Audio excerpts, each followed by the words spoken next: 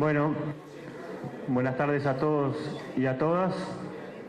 Para nosotros, desde el Movimiento de Participación Popular, es un gusto poder estar nuevamente con ustedes, poder organizar esta actividad que tiene como nombre Izquierdas, Soberanía y Globalización, y sobre todo tiene la intención de poder cerrar un ciclo de charlas que hemos estado realizando a lo largo y ancho de los problemas que hacen a los temas internacionales en todo este año, a partir del aprovechamiento de la discusión congresal que tenemos como Frente Amplio.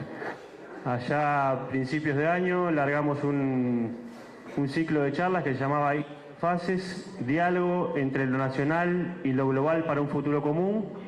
Invitamos a reflexionar en ese sentido a Ricardo Ehrlich, que anda por ahí por la vuelta, que es el presidente de la Comisión de Programa del Frente Amplio, que ha tenido una ardua tarea en todo este proceso y sin duda el próximo fin de semana también tendrá una etapa central en su definición. También invitamos al subsecretario de Relaciones Exteriores, el compañero Ariel Bergamino. Invitamos a la compañera Belén Herrera, que hoy nos acompaña de este lado, y también el ruido fuerte aplauso.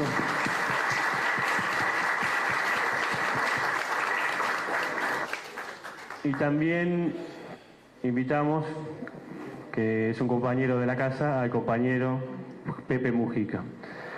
En este sentido, nosotros queríamos, después de que hicimos un largo recorrido, hemos estado conversando sobre varios temas y sobre varias dinámicas.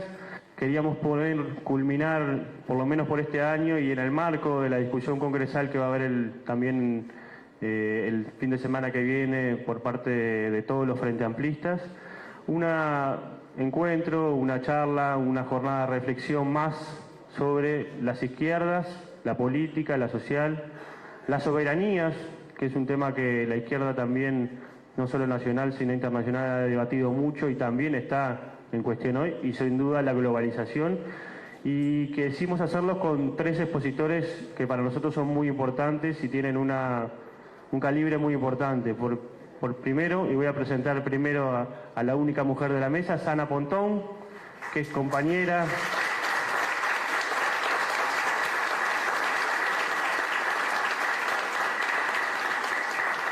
Y además de ser una compañera muy joven, es una compañera que es portavoz nacional del Bloque Nacionalista Gallego y portavoz del Parlamento de Galicia.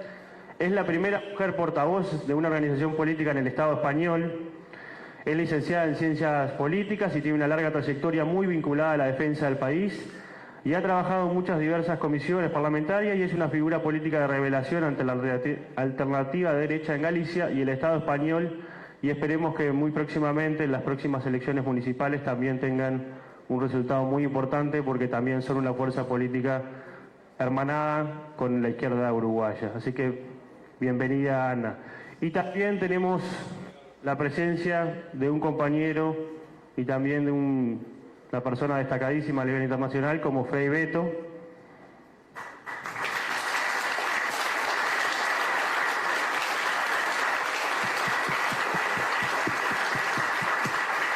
a quien todos conocen, y me voy a obviar varias de las presentaciones que podemos hacer, pero fue coordinador, entre otros, de la Articulación Nacional de Movimientos Populares y Sindicales.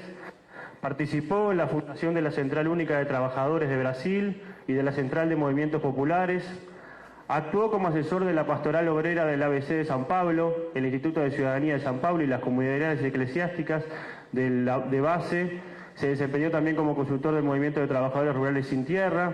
Fue uno de los fundadores de la agencia de noticias Frei Tito, de Alencar Lima para América Latina, creada en el año 2000 por su iniciativa, y director de la revista latinoamericana América Libre. En 2003 y 2004 se desenvolvió como asesor especial de la Presidencia de la República y coordinador de la movilización social del programa Hambre Cero en el primer gobierno del PT, encabezado por el hermano Lula da Silva.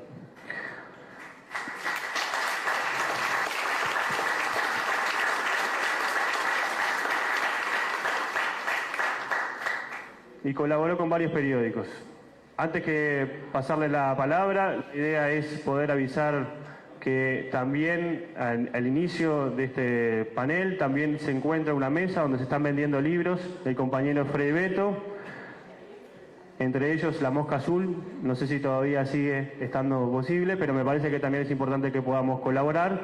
Y para no tener más preámbulos, le vamos a dar la palabra a la querida compañera Ana Pontón. Muchas gracias.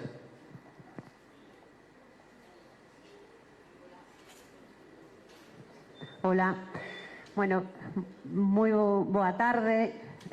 Falo en galego porque, como sabedes, aínda que vos chamedes galegos a todos os españois que hai aquí, realmente non todos os españois son galegos, nin todos os galegos somos españois, non? E nós realmente reivindicamos unha corrente de pensamento que é unha corrente de pensamento transformadora, y estamos muy contentos de poder estar hoy aquí. Yo quiero agradecerle al MPP, que siempre fue una puerta abierta al BNG, con Uruguay, con el Frente Amplio, a todos los compañeros y compañeras que trabajan en el área de relaciones internacionales, que sé que hay un cariño recíproco, que hay una solidaridad, ¿no?, que es esa ternura de los pueblos, que en este momento de auge del fascismo y de la extrema derecha creemos que es más necesaria que nunca, y por lo tanto agradecemos muchísimo este tipo de foros que nos permiten estar aquí en primera persona, conocer vuestros debates y que también tengáis una perspectiva de los debates que estamos dando desde la periferia del centro de la Unión Europea, porque nosotros somos una organización política que representa a una nación sin Estado, igual que es una nación sin Estado Euskadi o Cataluña, que llevamos una lucha que es una lucha democrática, porque realmente creemos que un Estado que no asume la plurinacionalidad, la pluriculturalidad, el plurilingüismo, es un Estado fallido, y creemos que esta es una de las claves sobre las que hay que construir sociedades más democráticas, donde se respeten a los diferentes pueblos, donde se respete a las diferentes naciones y que tengamos capacidad de decisión para que realmente utilicemos, ¿no?, esa soberanía para construir mayorías sociales donde los derechos se puedan efectivizar, donde acabemos con las bolsas de pobreza, donde cuidemos nuestro medio ambiente. Quiero, por lo tanto, también transmitiros hoy que para mí es muy emocionante poder estar aquí, en una tierra que sentimos que es una parte de Galicia, una tierra que acogió a muchas personas cuando no había trabajo en nuestro país, pero también que acogió a muchas personas exiliadas durante el franquismo, y esa es un agradecimiento que va a estar siempre en nuestro corazón, cómo nos abrieron los brazos cuando había una dictadura que estaba asesinando, arrasando, y que significó una involución democrática tan fuerte como el fascismo. Permítanme también, aunque sea de una forma muy breve, que les explique qué es el BNG, que podríamos decir que es como el Frente Amplio uruguayo. Somos una organización frentista donde hay diversidad desde el punto de vista ideológico. Nosotros también tenemos dentro del BNG una corriente de pensamiento que quiere construir socialismo, que quiere construir una patria para todos, porque creemos que ese es el sentido de la política. Reivindicamos que Galicia es una nación en un Estado que estamos viendo en los últimos años que no acepta la plurinacionalidad. Nos parece muy grave que en este momento en el Estado español haya personas en la cárcel sin un juicio, que llevan un año en la cárcel simplemente por reclamar el derecho a decidir. Pensamos que esta situación para nada la podemos considerar normal y que es un síntoma de hasta qué punto, ¿no?, en el Estado español estamos yendo hacia atrás en una especie de mutación neofranquista que no nos permite poder decidir y que no nos permite poder avanzar. Por lo tanto, para nosotros hay una cuestión clave desde un punto de vista del debate político, y es que sin soberanía para los pueblos no hay democracia. La soberanía es una condición necesaria, pero aunque sea insuficiente, porque luego tenemos que construir sociedades justas, sociedades democráticas y sociedades igualitarias. Y yo creo que hay muchos elementos en común entre las posiciones que vosotros tenéis en la izquierda latinoamericana con la posición que viene defendiendo el BNG en el ámbito europeo. Somos una fuerza típica, no solo porque cogimos nos inspiramos en esos movimientos de liberación nacional a la hora de construir nuestra organización, sino también porque, modestamente lo digo, pero con todo el realismo, que fuimos capaces de mantener unos principios ideológicos que hoy son importantes para poder luchar contra el neoliberalismo, que cada vez está más fuerte en el ámbito europeo, ¿no? En ese sentido, nosotros tuvimos siempre una posición muy clara y muy contundente en todo lo que se refiere a cuál es la verdadera cara de la Unión Europea. Nunca abrazamos ese espacio como un espacio que fuera un espacio democrático, sino que siempre fuimos críticas con la construcción de la Unión Europea porque entendíamos que lo que se estaba consagrando era una Europa neoliberal y que se estaba dando carta de naturaleza al poder de los Estados y, por lo tanto, que eso iba a ir en contra, ¿no?, del poder ejercer realmente derechos democráticos y consolidar sociedades más igualitarias. Estamos viendo cómo los análisis que nosotros hicimos a lo largo de estos años se van materializando a día de hoy en Europa, cuando vemos una Europa que realmente está al servicio de los Estados y de las grandes transnacionales.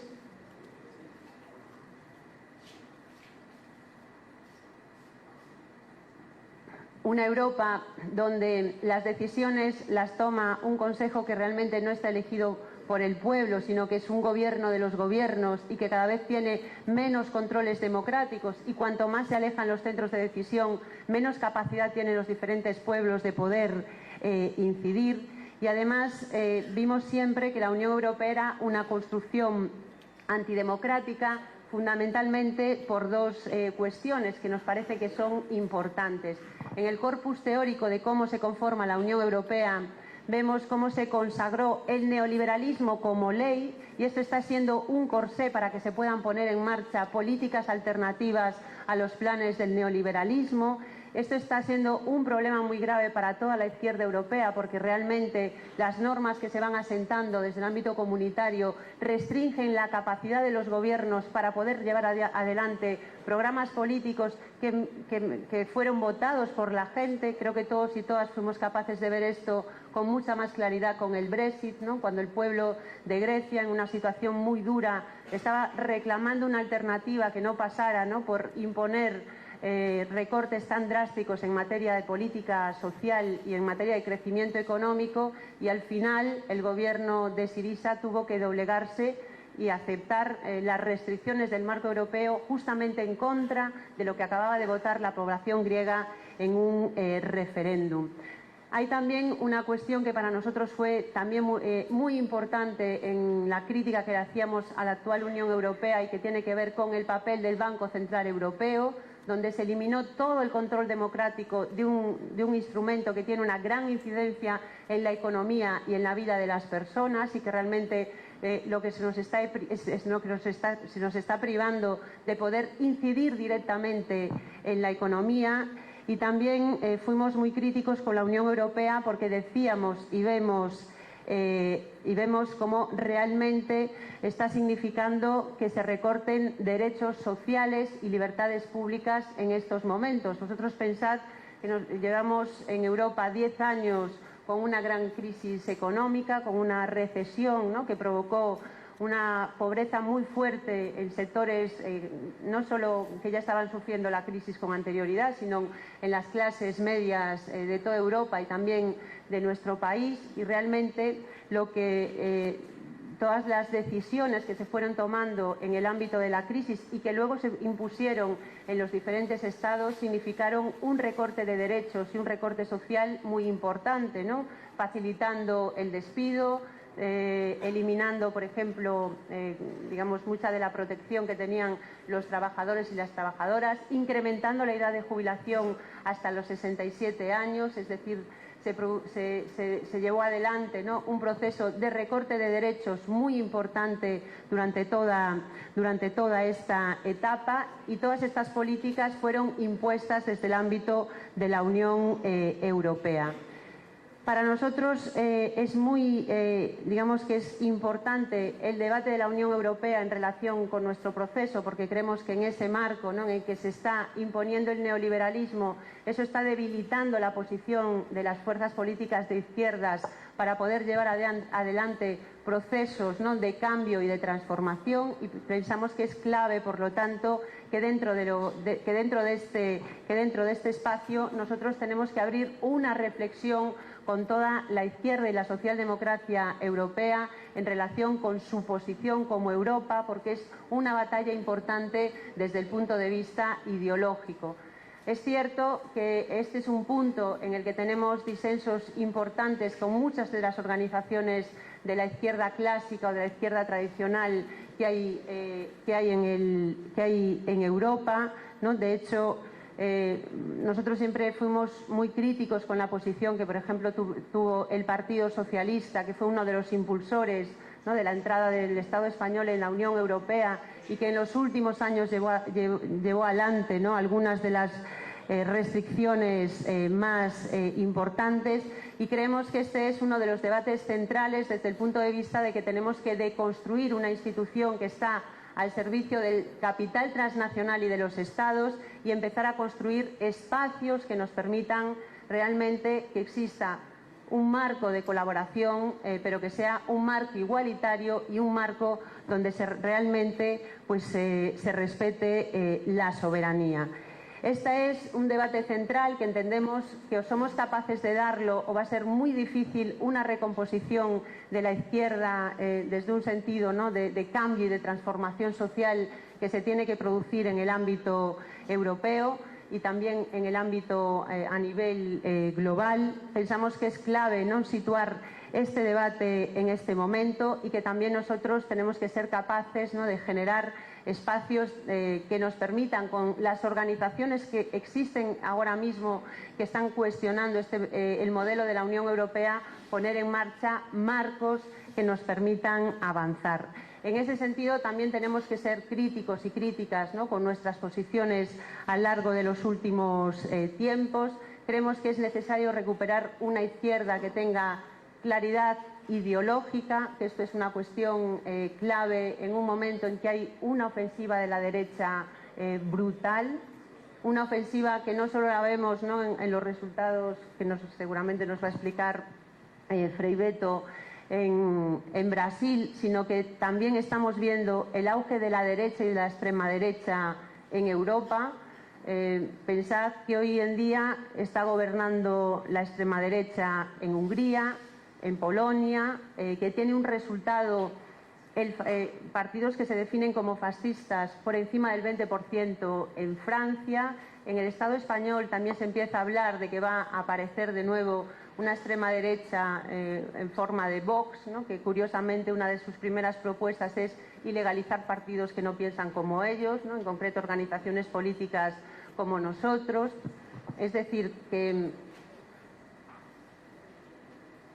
estamos en un momento de gran debate social, donde nos preocupa mucho ese auge de la extrema derecha, sobre todo porque esto no es un fenómeno que aparezca ahora novedoso, sino que tenemos la experiencia de lo que pasó no hace tantos años precisamente en nuestro entorno, donde en una gran crisis, ¿no?, en un momento de pobreza y de desmovilización social, surgieron fascismos en Italia y en Alemania, que fueron además ampliamente apoyados, ¿no?, por las grandes transnacionales, que permitieron que ese fascismo siguiera ahí. Y hoy estamos viendo exactamente cómo se repite de nuevo un patrón. Ante esto, pues es importante que seamos capaces de reorganizarnos, que seamos capaces también de coger referencialidad ante las clases que se empobrecieron durante la crisis, y que tengamos en consideración que el debate no va a ser únicamente un debate que tenga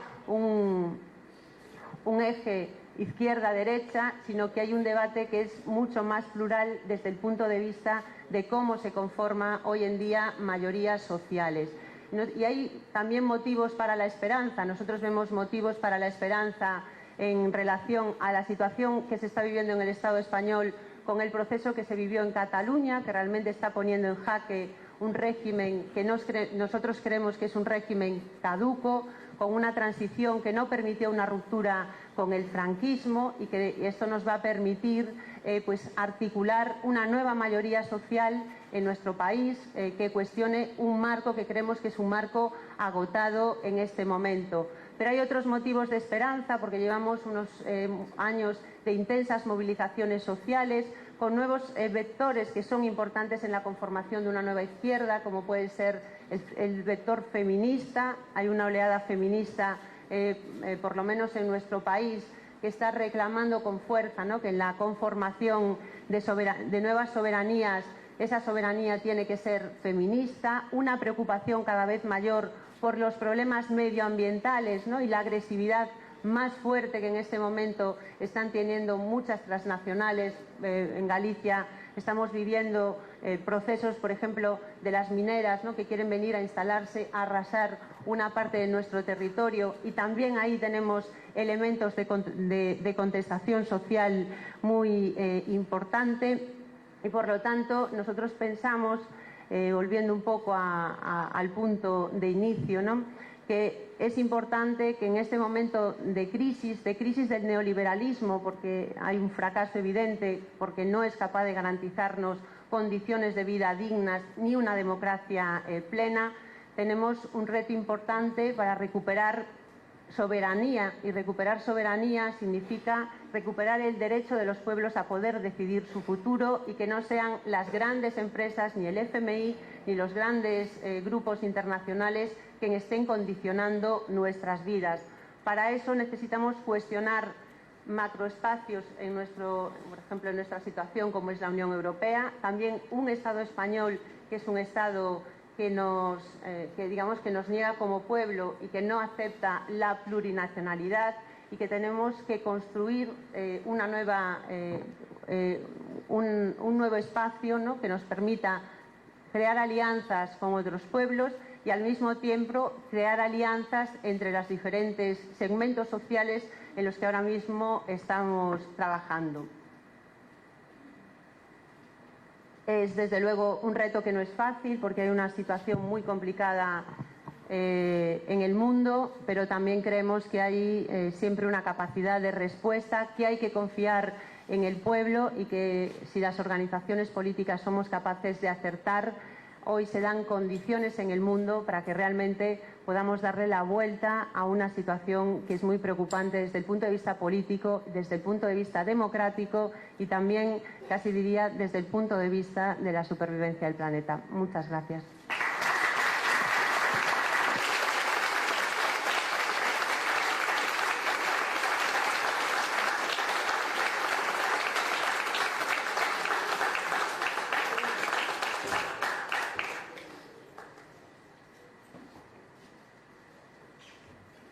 Muchas gracias, Ana. Muy importante los conceptos que nos brindaste. Creo que es interesante poder ahora a la reflexión en estas tierras, en Brasil, que es un país muy importante no solo para América Latina, sino para el mundo, y con alguien que además ha sido fundador de las comunidades eclesiásticas de base y que se define como alguien que pertenece a una generación de cristianos que ayudó a construir una izquierda de raíces populares. Y creo que en momentos donde en realidad cada vez surgen más las iglesias evangélicas con la teoría de la prosperidad, quizás está bueno indagarnos y que nos ilustres para ver cómo también esa teología de la liberación puede surgir hoy mucho más fuerte en América Latina en un contexto de marcada resistencia. Así que si nos podés ilustrar arriba, gracias. Buenas tardes.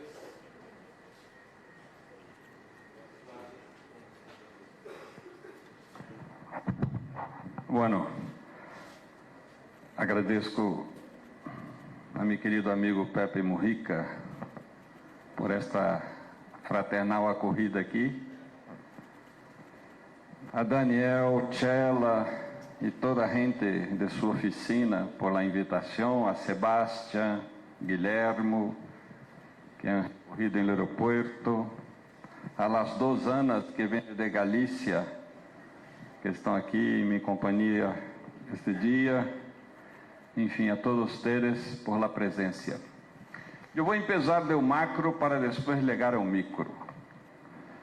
Eu tive a suerte, a graça, o privilégio de viver muito de cerca desde o ano 79 até o ano 89, o desplome do mundo socialista. Aí han traído uns livros, estão todos em espanhol. E é deles que descreve isso em detalhes, que se chama Paraíso Perdido, por razões óbvias, né? Paraíso Perdido.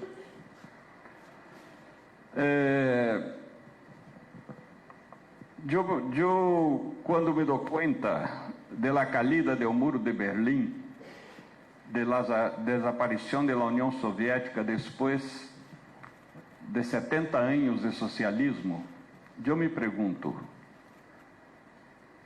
onde hemos equivocado? O que passou?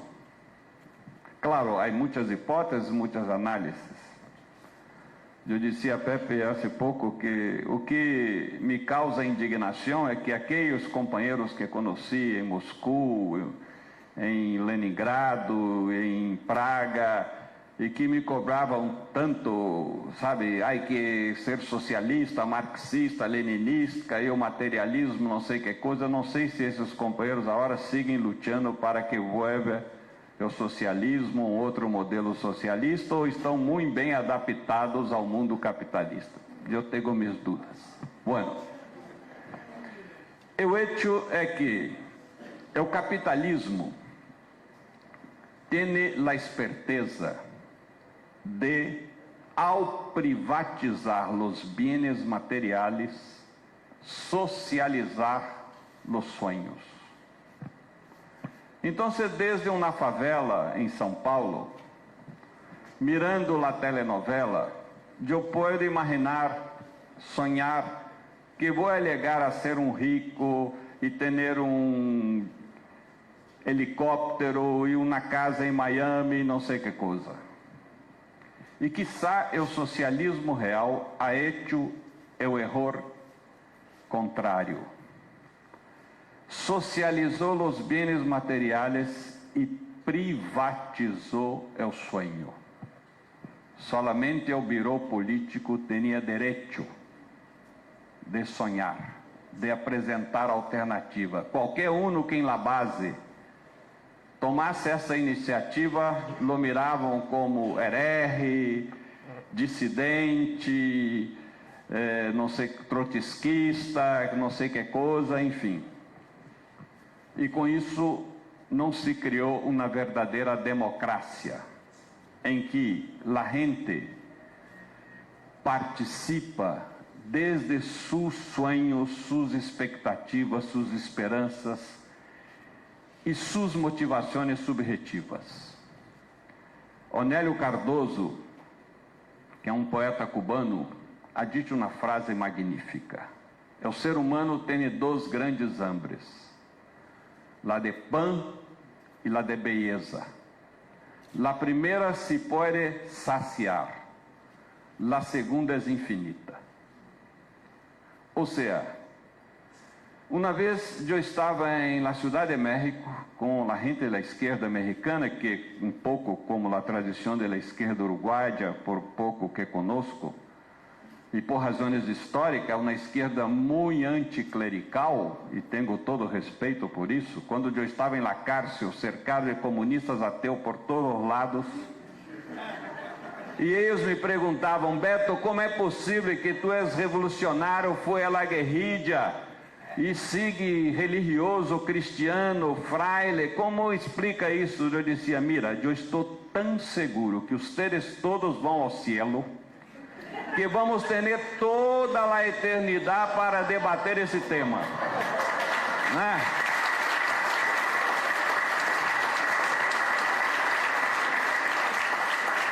Agora temos que tratar de poner abaixo a ditadura militar. Después vamos a tener toda la eternidad. Estén tranquilos, vão todos ao cielo.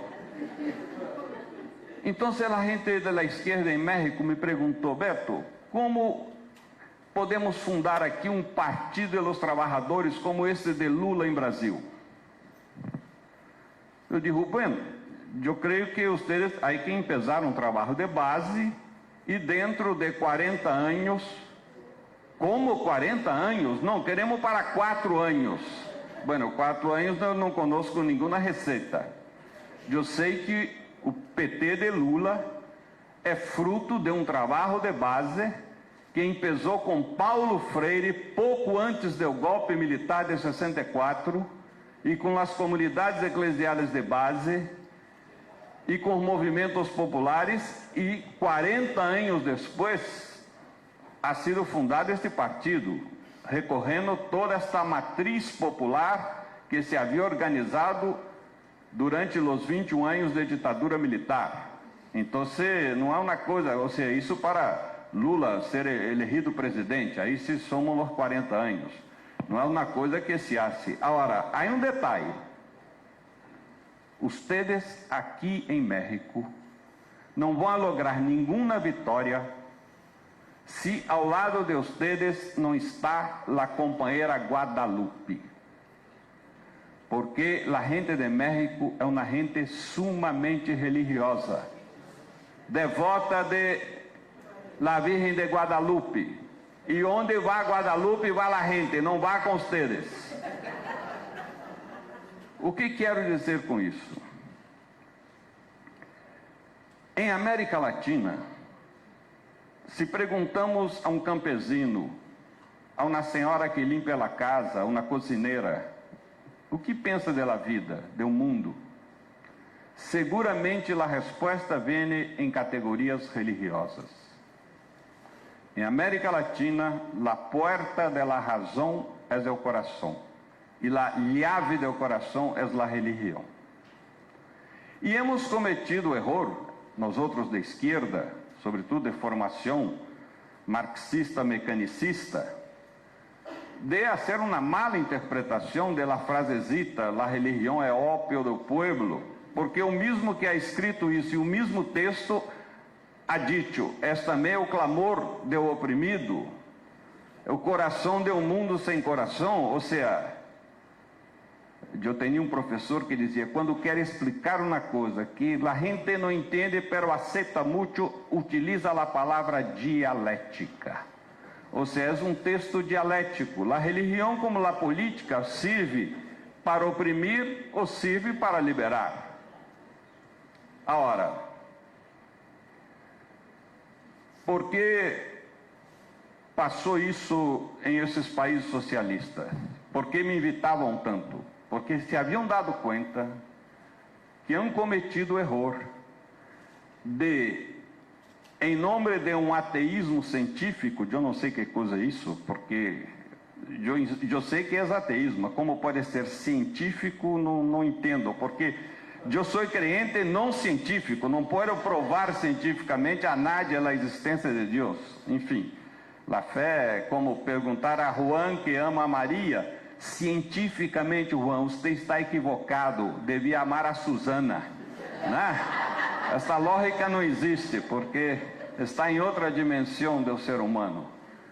Então, o que passou muitas vezes é que não hemos cuidado da subjetividade da gente e de todos os sistemas de sentido. Isso é muito importante, porque nossas vidas e nossa felicidade se define por uma única coisa: por o sentido que imprimimos a nossa existência. Não importa se vivimos em situações difíceis. Eu penso em la monja Dorothy Stang, de uma família rica dos Estados Unidos, que foi a trabalhar com os sem terra ao interior da Amazônia e foi assassinada aí por um latifundista. Não importa. Importa que essa monja ha dado sua vida feliz. Por quê? Porque é o sentido que imprimimos a nossa existência que define o rumo, a felicidade, a razão de existir. E não há outro sistema mais completo de sentido do que a religião. Porque a religião explica, desde a criação do mundo, as ofensas que podem ser aqui a Daniel e depois tenho que pedir perdão a ele. De lo mais íntimo ao mais abrangente. E que passa?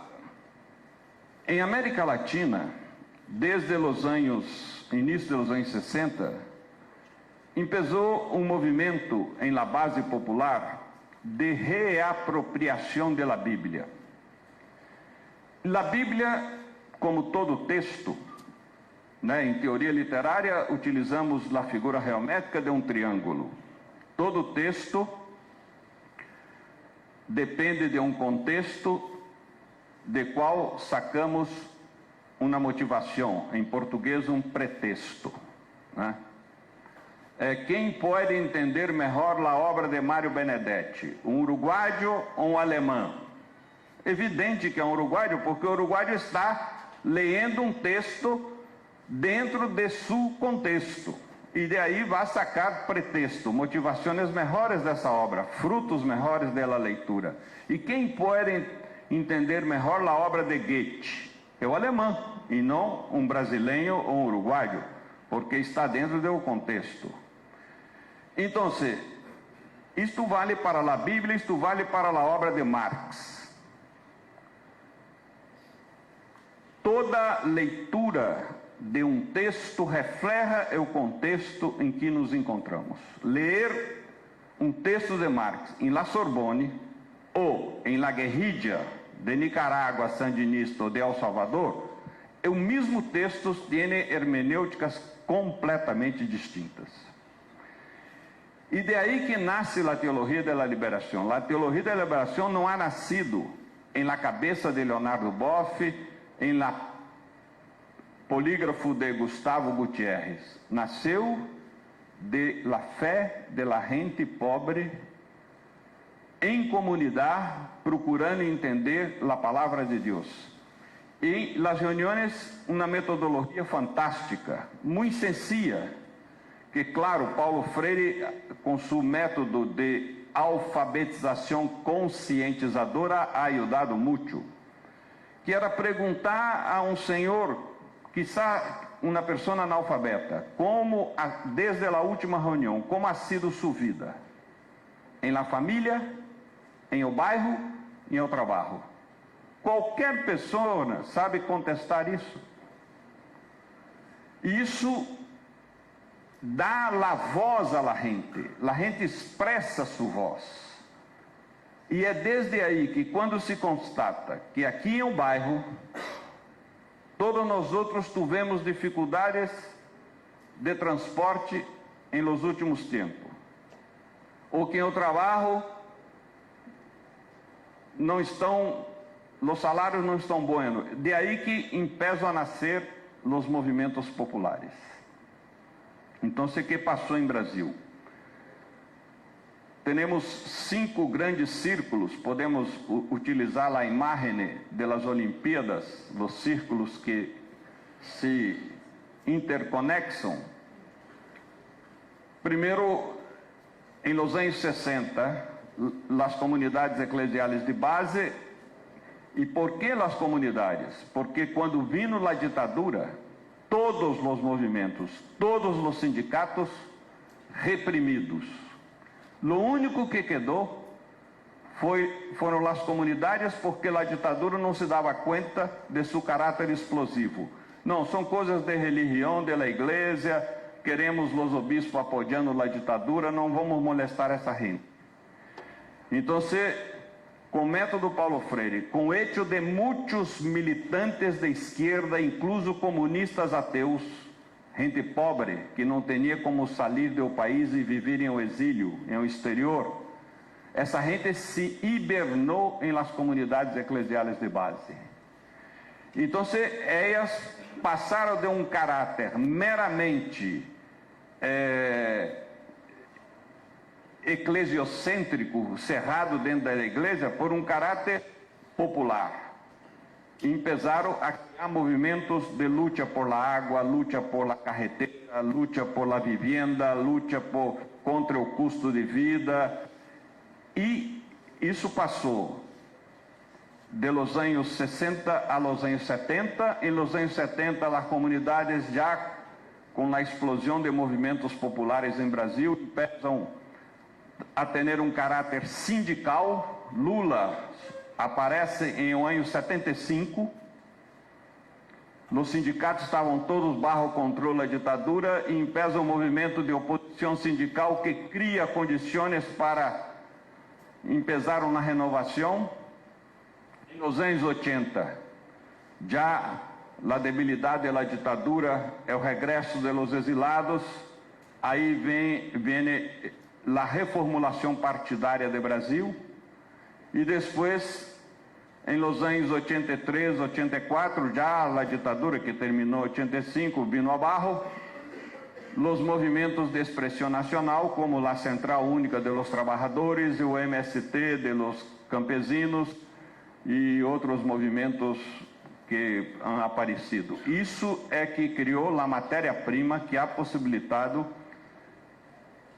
a formação do Partido dos Trabalhadores, do PT. O PT foi justamente a laguna onde todas essas distintas vertentes de água han chegado. Bueno, hoje o PT governou o Brasil durante 3 anos. Os logros são muito maiores que os erros, pero os erros han sido graves, o que explica a situação do Brasil. Primeiro, falávamos disso a hora antes de chegar aqui. Hemos tenido a ilusão de que estávamos em o poder. Não, estávamos em o governo. O poder estava em outras manos, as mesmas manos que seguem com o poder em Brasília, a mesma burguesia. Aqui há uma palavra equivocada, globalização. Não existe globalização, existe globocolonização, que é a imposição ao planeta de um solo modelo de sociedade anglo-saxônico. Então, é a burguesia globocolonizada de Brasil, porque tem seus sócios em los países metropolitanos. E, ao momento que chegamos ao governo, empezamos a distanciar-nos da base popular. Destes 40 anos de trabalho de base, não improvisados, com muita metodologia, com muita sistematização. Havia uma quantidade tremenda de grupos de educação popular por todo o Brasil. Esse trabalho ha sido abandonado, não se hacía mais. Muitos companheiros da base se transformaram em funcionário público e abandonaram também, alguns, porque eu aprendi 2 coisas em 2 anos que estive no governo federal. Primeiro, que o poder não cambia a nadie. Eu pensava que cambia. Não. O poder hace com que a pessoa se revele. Não é que cambia. Se um é muito egoísta, ganancioso, mas está aqui em o mesmo nível que nós outros, mas quer dar um poder a ele vai revelar-se. Se é uma pessoa generosa ou uma pessoa ambiciosa. É um ditado espanhol: queres conhecer a Juanito, dá-lhe um carguito, E aí a coisa aparece. A segunda coisa, que em o poder, o ser humano tem 5 grandes tentações. A primeira é o poder, a segunda é o poder, a terceira é o poder, a quarta é o dinheiro e a quinta é o sexo. São as 5 grandes tentações. Então, o que passou? Que nós outros fomos cada vez mais nos distanciando. Aí eu vivi uma experiência personal muito direta. Eu fui invitado por Lula para trabalhar em um programa de uma capilaridade nacional em todas as capas sociais, chamado Hambre Zero. De los mais chiquitos niños de escola, a gente de alta burguesia, toda a gente em Brasil queria participar de alguma maneira de Hambre Zero. E Hambre Zero era um programa emancipatório. Era como uma canastra que tinha dentro 60 distintos programas para efetivamente permitir a uma família miserável, em 3 ou 4 anos, aplicado esses 60 programas, sindicalização, economia solidária, formação política, enfim, muitos programas, em 3 ou 4 anos, esta família estaria em condição de produzir sua própria renda. Bueno, quem coordenava o programa? Em 5.000 municípios do Brasil, logramos, em esses 2 anos, organizar comitês gestores em 2.500 municípios, com líderes de movimentos populares e sindicais locais. Os alcaldes começaram a ter um tremendo medo, porque aí se formava uma nova classe política que não tinha nada a ver com as mini oligarquias tradicionais, ameaçando essa gente. Se uniram nacionalmente. E outro detalhe, o dinheiro que ia aos beneficiados não passava por as alcadias. Ia direto de Brasília ao bolsillo de las mulheres. Só as mulheres tinham direito a sacar o dinheiro em um banco, ou em uma agência de correio, se não há banco. Direto ao beneficiado, não passava por nenhum alcalde. Os alcaldes se rebelaram, foram ao Palácio de Planalto e disseram aí a Lula: ou termina os comitês gestores e nós outros passamos a administrar Hambre Zero, ou vamos boicotar politicamente o governo em la base. Bueno, eu escrevi um livro grueso que não está traduzido, não é traído, chamado Calendário do Poder, em que conto isso em detalhes. Toda a peleia interna do governo para não matar Hambre Zero. Fui derrotado e se criou o programa Beca Família. É bueno, pero não é emancipatório, é compensatório. Uma família que entrou em Beca Família não vai sair nunca. Se sale, vuelve a la miséria. Então, quando me pergunta, que erros hemos cometido? Primeiro, não assegurar a governabilidade por aqueles que han assegurado nossa vitória, os movimentos populares. Buscamos assegurar a governabilidade por aqueles que eram nossos inimigos históricos, os partidos tradicionais. E aí entra o tema do mensalão, de comprar apoio, votos e tudo. Segundo, em 13 anos de governo, não hemos cuidado de la alfabetização política do povo. 13 anos metendo em la cabeça de la gente que tu tienes que ter sonhos burgueses. Então, a imagem que tenho é esta: uma casita na favela, ou em qualquer favela do Brasil, tu entra na casita, aí adentro tem computadora, telefone celular, TV com colores e outros, fogão, neveira, enfim, eletrodomésticos. pero la gente está en la casita, no tiene saneamiento, no tiene educación, no tiene salud, no tiene transporte, no tiene seguridad, no tiene trabajo.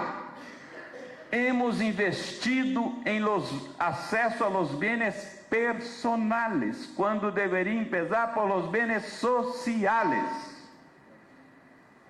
Resultado, criamos uma nação de consumista e não de protagonistas políticos. Haveria muitas condições de criar uma rede de educação popular dessa gente beneficiada por el Beca Família. Como condicionador, tu vai receber o benefício, pero tem que ir à la reunião de educação popular para ajudar a cambiar os paradigmas culturais dessa gente, trabalhar a subjetividade, resgatar todo o seu potencial liberador. Em outras palavras, imprimir em essa gente um sentido altruísta, generoso e solidário de vida. Esta sim, a globalização da solidariedade e não do consumismo. Aí entra um outro fator, terceiro fator. Primeiro fator, não assegurar a governabilidade por la base popular. Segundo fator, não hacer educação, alfabetização política da gente. Terceiro fator, la corrupção. Fidel dizia, um revolucionário pode perder tudo. Perde o trabalho. Não, isso é gente lacia. Sempre que vou falar em público, cria algum lío aí para tentar sabotar. Já estou acostumado. Fidel dizia, um revolucionário pode perder tudo. Pode perder a casa, o emprego, pode perder o país, tem que viver o exílio, pode perder a liberdade, vai à cárcel, pode perder a vida, foi assassinado. O único que não pode perder é a moral. Quando pede a moral, é muito difícil resgatar de novo. É o sentido. E, lamentavelmente, não somente houve, sim, corrupção entre alguns de nós outros, não a maioria, alguns, mas alguns que são líderes. E o mais grave, não se hizo nenhuma investigação interna desta corrupção. Ao início do PT, quando era um partido pequeno, havia uma comissão de ética, que era muito rigorosa, que incluso expulsou gente muito combativa, como Luiz Erundina, que depois foi alcalde de São Paulo, uma mulher muito íntegra, que hoje está em El PSOL. Pero agora não há comissão de ética e não se apura todas essas denúncias. E todos nós outros dissemos, mientras o partido não hace autocrítica, não reconhece esses erros éticos, não vá avante, não vá adelante.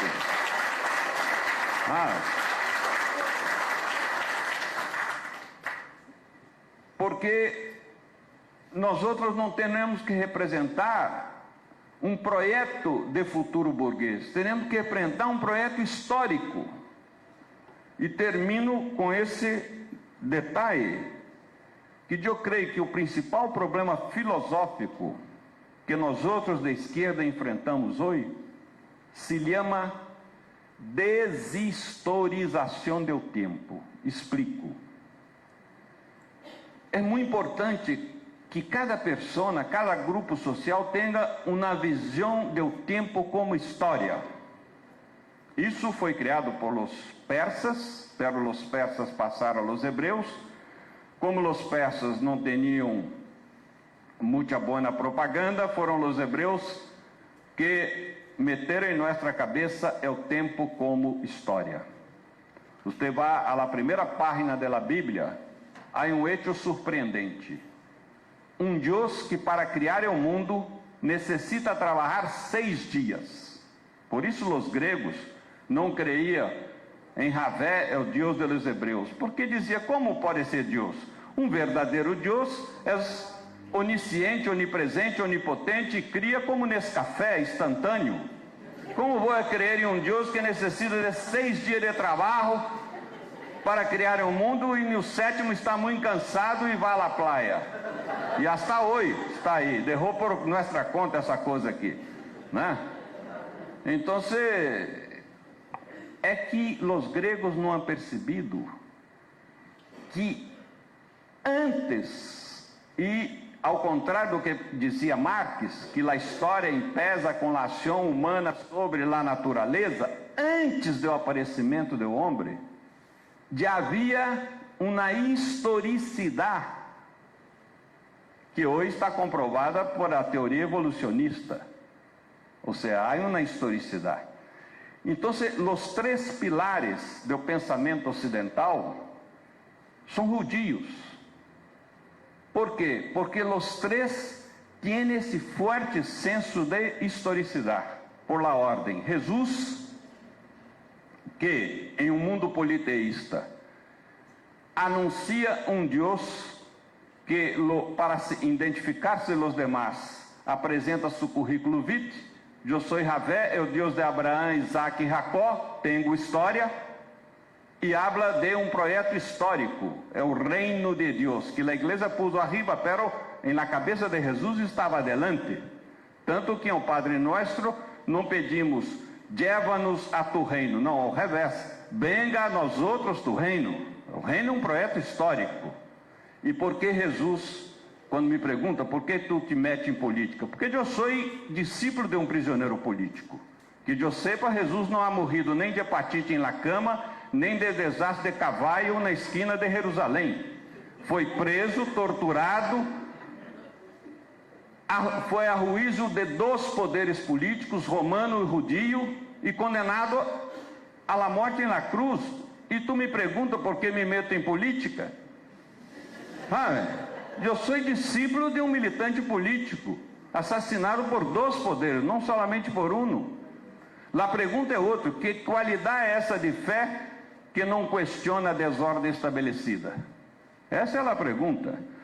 Então, é o segundo judio, Marx. Para entender o sistema capitalista, necessita ir aí a comunidade primitiva e depois os distintos modos de produção bem caminhando aí por feudalismo, mercantilismo, para poder sonhar com o socialismo, o comunismo e tudo. E o terceiro, Freud.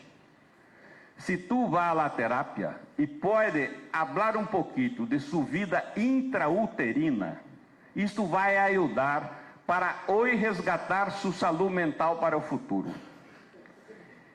Isto o neoliberalismo põe abaixo. Está na frasezita de Fukuyama: a história ha terminado. Esse, para mim, é o principal problema filosófico hoje. A deshistorização do tempo. Não há mais tempo, não há mais utopia, não há mais projeto histórico, não há mais ideais. É tudo aqui a hora. E hoje, Daniel pode ser guevarista e amanhã pode ser hitlerista. Sabe? Depende da moda. E com as novas tecnologias de exacerbação do individualismo, porque já não necessito ir ao sindicato, ao grupo popular para me informar, a hora que eu ligo meu smartphone e já estou conectado com todo o mundo. Então, isso é um desafio político sério para nós outros. Como resgatar o sentido histórico da vida, a historicidade, a consciência que eu sou uma pessoa, que hago parte de uma família, que hace parte de um tempo, que hace parte de um pueblo, de uma nação, de uma classe social, e somos todos interdependentes, em todos os sentidos.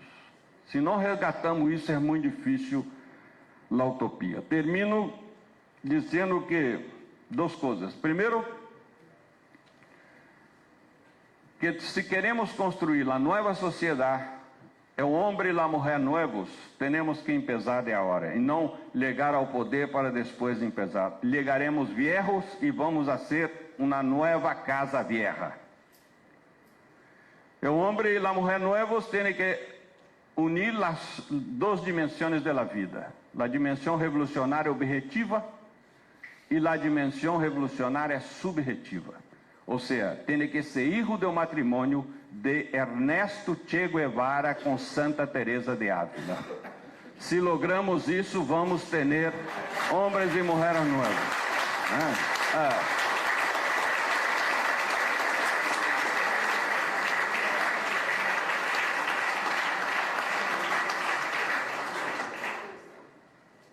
E segundo, comparto com vocês minha consigna em esses tempos tão difíceis que sabemos que vamos enfrentar em Brasil a partir de 1º de janeiro. Há que guardar o pessimismo para dias melhores. Muitas graças.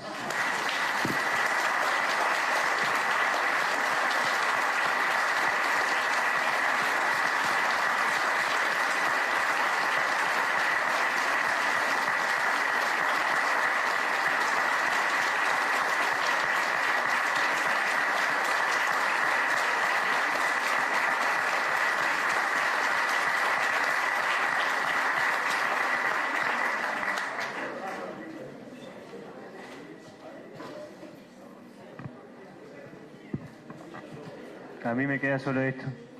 Tuya, Pepe.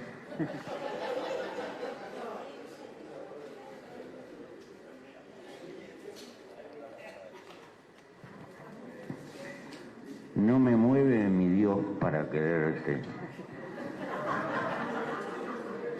ni el sueño, ni el cielo que me tienes prometido. Bueno, es un honor para esta casa. Bienvenidos estos compañeros con su siembra. Y quiero arrimar, siguiendo un poco el hilo de lo que planteaba nuestro amigo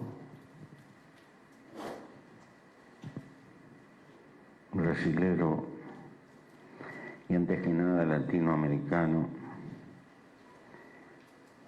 que creo que mi generación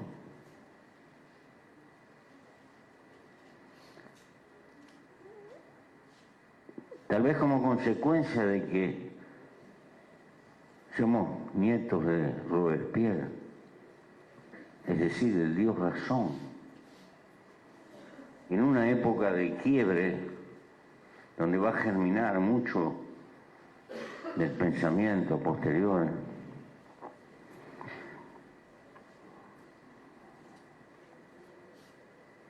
priorizamos una visión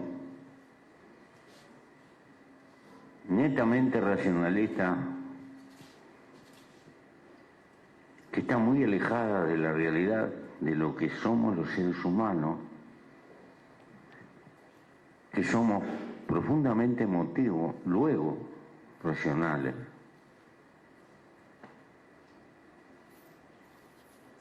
Creo que este hecho tiene enorme importancia por lo siguiente: todo sistema de largo plazo que funcione es generador de una cultura que será más consciente o será tácita, pero existe. Es lógico que en el feudalismo occidental germinara la idea de que esta vida era un valle de lágrimas y había que portarse bien para ganarse el paraíso.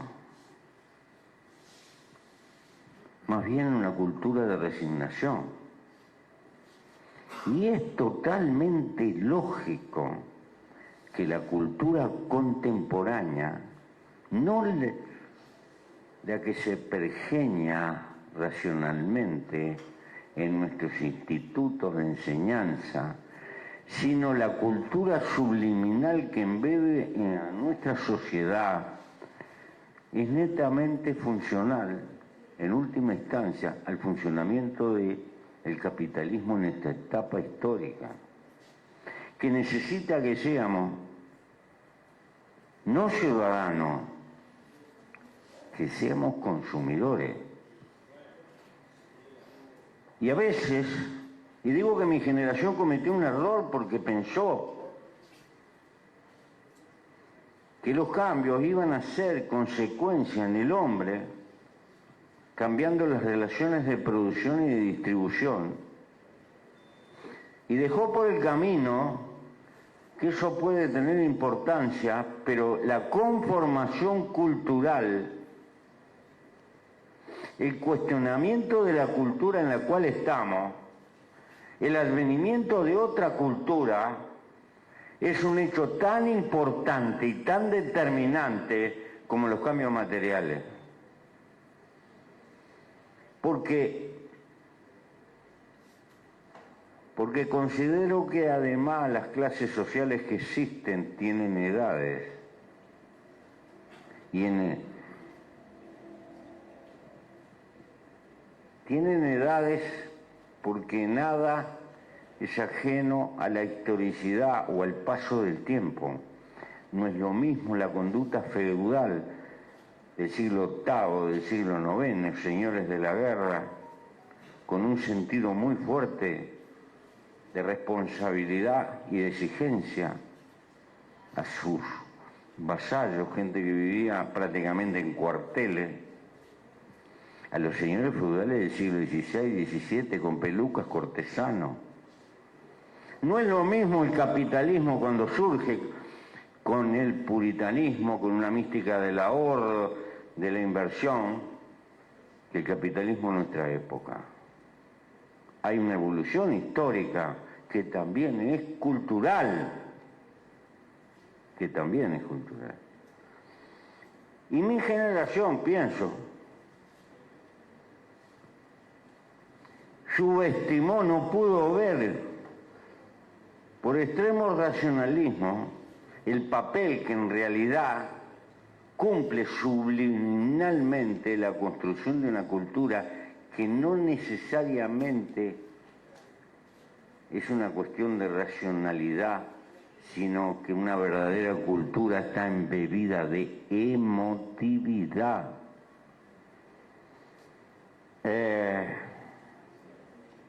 ¿Por qué digo esto? Porque mientras nosotros discutimos nuestros programas, el capitalismo discute la tecnología del marketing y gasta una fortuna y pone muchísimo talento. ¿Qué es lo que busca? Acá debe haber algunos viejos que leyeron, como yo, Avance Packard. ¿Cuántos años hace? Las formas ocultas de la propaganda. ¿Cómo existen especialistas que pueden determinar que determinados colores trasladan una emoción subliminal a la mujer? Y es lo suficientemente importante para que ella incida en la conducta del hombre. Ni la mujer es consciente, ni el hombre es consciente. Pero ese animal existe, porque esto se discutió para discutir el color del tapizado de los autos hace 40 años. Mientras nosotros los de izquierda nos reventábamos la cabeza haciendo programas, discutiendo programas. Esto también era un programa, pero un programa con una finalidad concreta. Entonces, estas dudas me traen. Hace muchos años, en la soledad del calabozo, me hice una pregunta. Porque a veces tener mucho tiempo inútil puede ser útil. y me hice esta pregunta: querer cambiar la sociedad, y estamos trabajando con humanidad. ¿Qué es el bicho humano? Hombre o mujer. ¿Qué es lo que traemos en el disco duro, en la construcción que hay de la naturaleza en nosotros, y cuáles son las cosas adquiridas por efecto de la civilización? Le puedo garantizar que respuesta a esa pregunta no es sencilla, yo no me la pude dar. No tenía libros, me acordaba de alguna cosita de Engels, pero la respuesta debe estar en la antropología. Por eso cuando salí en libertad fui a buscar a Renzo Pi y retomé mi amistad con Vidal, etc., tratando de bucear, de intentar unas respuestas para esto. Porque es muy racionalista aquello de Sócrates: conócete a ti mismo. Pero no es changa conocerse a ti mismo, ¿eh? Bueno. Entonces, convengamos que el cambio material en las relaciones de producción o de distribución, sin un cambio cultural, y yo lo viví eso. Cuando fui a los Monoshow hace muchos años, iba con unas camisas insoportables de acá, siempre me acuerdo, de nylon, que se llamaban Pore, que habían surgido. Y los pobres soviéticos, estudiantes soviéticos, me la miraban con envidia y me la querían comprar. Estaban haciendo una revolución y eso. No. Como dice genialmente la letra, una murga acá: si no cambiás vos, es decir, si no cambia esto, no hay cambio. Es decir, esto no quiere decir que hay que dejar por el camino las conclusiones de la transformación material, etcétera, etcétera. No. Pero que este asunto de plantearse el enfrentamiento cultural y que el papel, en definitiva, que tiene una cultura, y que hay que dar batalla, y que hay que recrearla, porque ¿qué pasa? En general, en el transcurso de la civilización, las culturas son una evolución en una sumatoria de pequeños cambios, pero digamos, las culturas no se piensan, se sienten. Son consecuencias de procesos históricos que viven las sociedades. Y nosotros nos enfrentamos a un cambio, queremos nada menos, nada más, ni nada menos que la cosa más espectacular y grandiosa que ha creado la historia de la humanidad, que es las claves que saltan, porque hay que reconocerle de una vez lo que ha significado la revolución burguesa, el sacudimiento en la vida humana hasta los cimientos y los cambios que puso, la acumulación que ha hecho, la domesticación de la ciencia para incrementar el avance tecnológico, siempre atrás de aumentar la productividad, y que tiene como remanentes también el aumento de la codicia, es decir,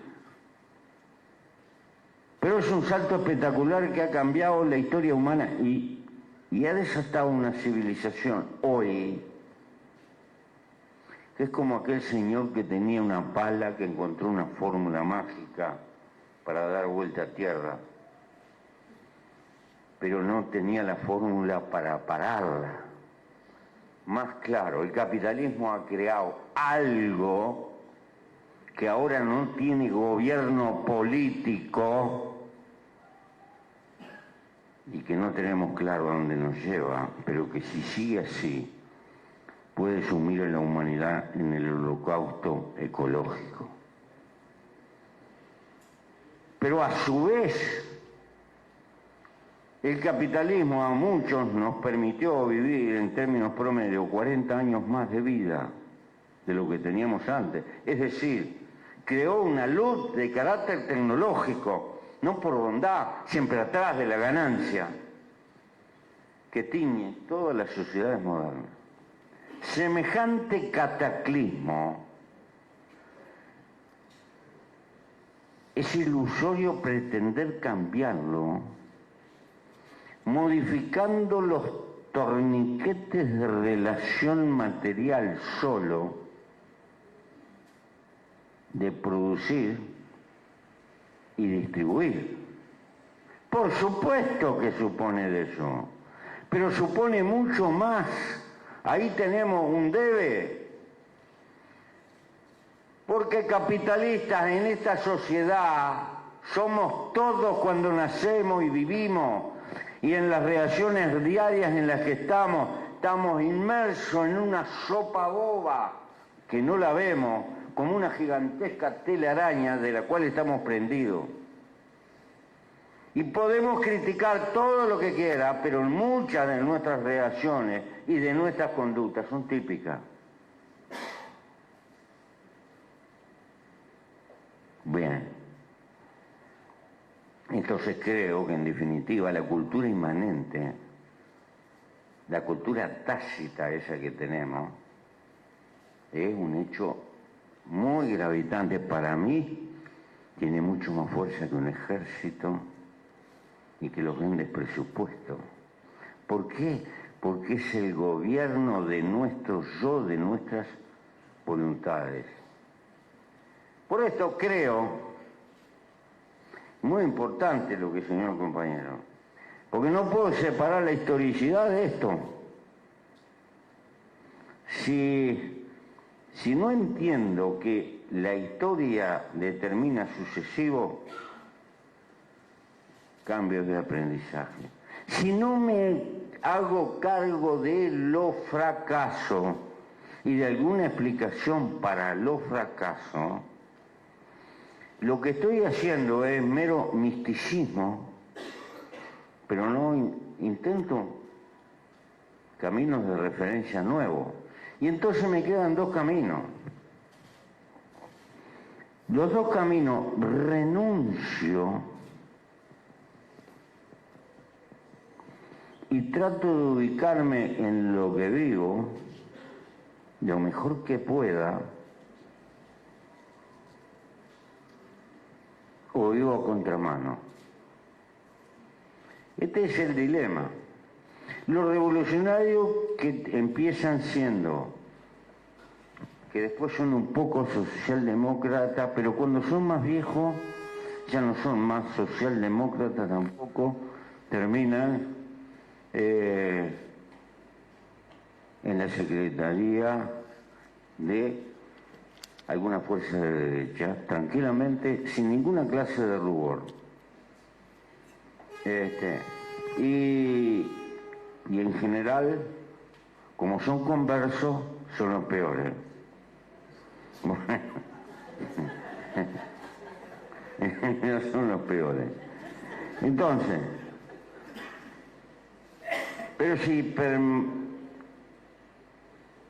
permanecemos fieles al experimento de cambio, de creer que el hombre tiene capacidad para ayudar a crear un mundo mejor, menos egoísta, mucho más solidario. ¿Por qué solidario?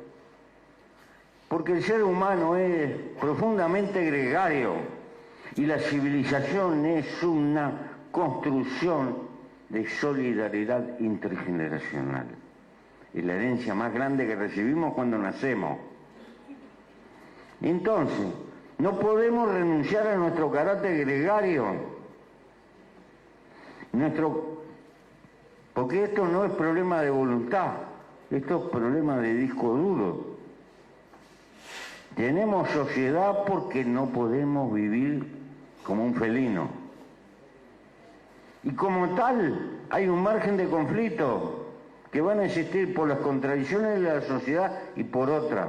Yo no creo en ese mundo quimérico sin problema. Ese mundo perfecto, idealizado, eso es una abstracción de carácter intelectual. Creo en una escalera de avance cuasi permanente del hombre, y con avance y con retroceso, porque de vez en cuando se rompe algún escalón de lo que hemos subido y volvemos para abajo y hay que empezar. Es decir, es lo que le da contenido a esto. Ahora bien, me parece, y termino, que esto de la construcción cultural como una herramienta que puede tomar otro camino, me parece un debe muy fuerte, y tiene que ver con el mundo que va a venir y con los problemas que van a venir. No se puede ser ecologista y capitalista y vivir como capitalista despilfarrando, y el que dice que es ecologista y vive despilfarrando no es coherente con un pensamiento ecologista. ¿Por qué? Porque pensar solidariamente en lo que va a venir es que si seguimos con esta civilización de uso y tire, que cuando se fabrica un vaso no se piensa cómo se va a reciclar, ni se le pone el costo de reciclarlo, nos vamos al carajo en este mundo.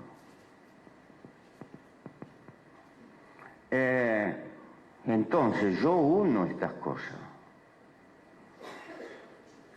Una cultura nueva significa que cuidar los medios materiales, cuidar el planeta, es en el fondo cuidar la vida arriba del planeta y las condiciones para la gente que viene. Pero no soy solidario con la gente que viene, ¿eh?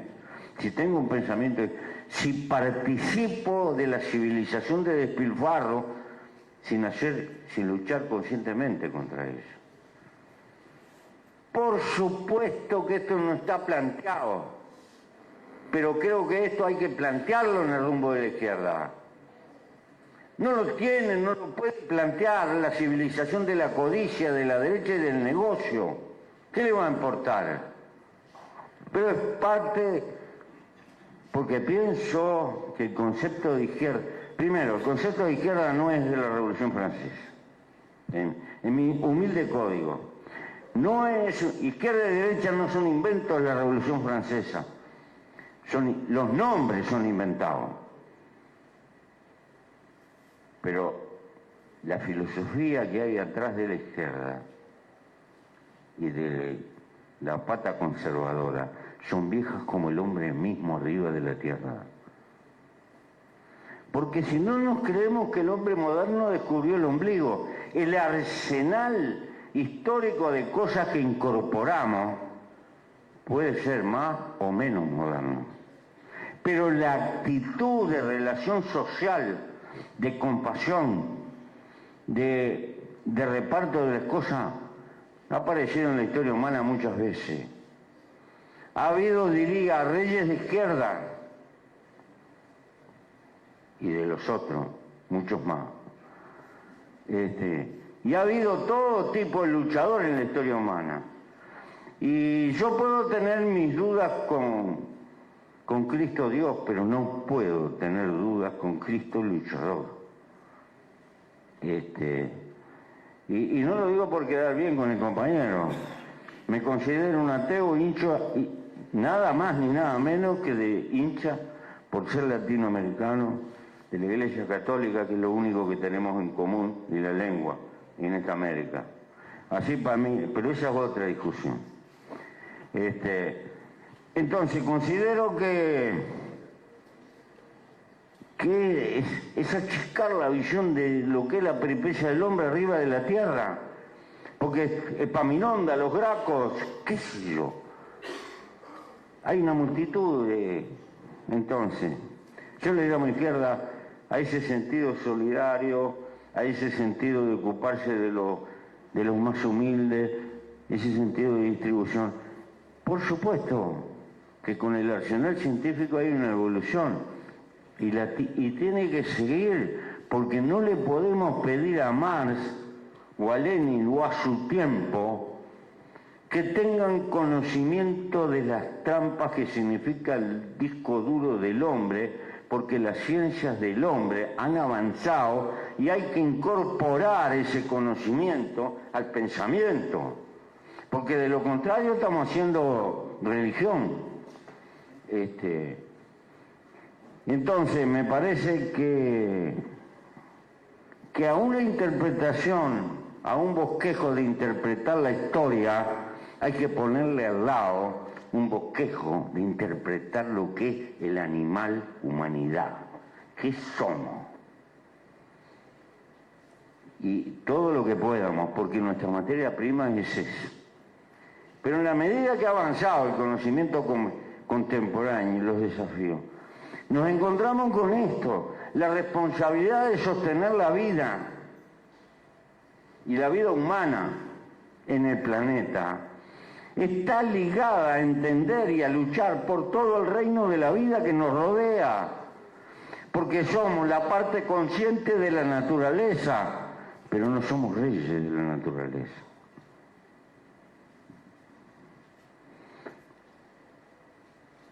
A mi generación me queda grande esto. Yo señalo esto porque la izquierda además debe de cambiar y debe de incorporar las cosas que viene descubriendo la ciencia y las debe incorporar a su razonamiento. Por todo esto, yo quiero señalar que este concepto de globalización me gusta. Globocolonización, sí, pero el animal existe y tiene escalones distintos, y considero que el verdadero poder está mucho afuera y que tiene agencia y tiene una escalera de adictos internos también, que son parte del concepto de poder. Creo que los gobiernos cada vez tienen mayores dificultades de lidiar con eso y que el verdadero poder no le gusta estar en el gobierno, más bien usa a los gobiernos. Y considero que esto tiene una expresión clara hoy en la brutal concentración de la riqueza, el proceso piramidal que se está dando de concentración de la riqueza, que es también, a la larga, inevitablemente, concentración de poder político y trampa para la democracia, para la soberanía y para todo lo demás. Es un tema que valdría la pena gastar tiempo en él. Finalmente,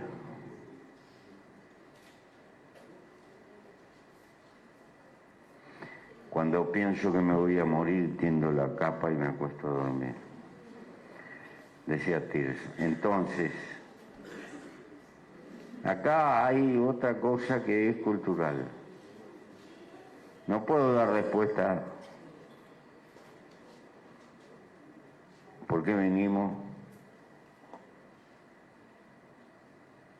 y por qué queremos tanto la vida. Creo que tácitamente, no nuestra conciencia, las tripas quieren la vida. Las tripas no gobiernan. Son las tripas que no quieren que nos muéramos. Y pelean. Menos mal que pelean, si no estaríamos muertos pila de veces. A veces se agota la fuerza de nuestras hechura. Pero la ciencia contemporánea está cuestionando nos cuestionó a Dios, nos cuestionó el alma, nos cuestionó el espíritu, nos está cuestionando todo. Nos está cuestionando hasta el libre albedrío.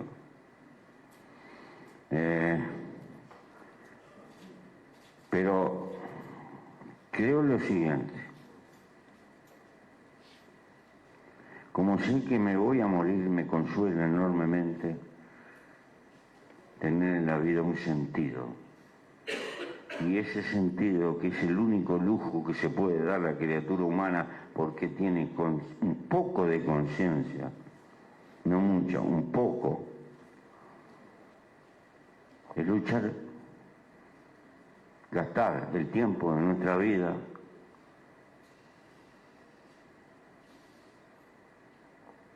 en algo que se puede llamar libertad, porque es una decisión de uno, en luchar por cambiar el mundo en el que quisiéramos seguir viviendo, pero no van a vivir los que vengan luego de nosotros. Creo que para los que somos ateos es una hermosa consuelo para seguir viviendo. Pero concuerdo con los compañeros que vamos a vivir una instancia complicada, pero no van a arreglar los problemas del hombre, porque no los pueden arreglar, lo único que van a hacer, los van a agravar. Lástima que mucha gente va a sufrir mucho.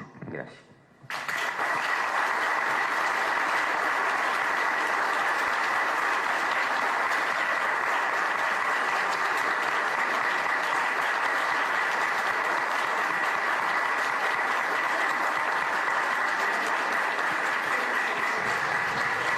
Bueno, muchas gracias a todos. Muchas gracias Ana, muchas gracias Frei, muchas gracias Pepe. Queremos también agradecer a los compañeros de medios, a los compañeros de Relaciones Internacionales, a Analía, a Sebastián, Ismael, a Chela, a Víctor, a todos los que dieron una mano por organizar esto. Y nos encontramos nuevamente en otro momento. Muchas gracias.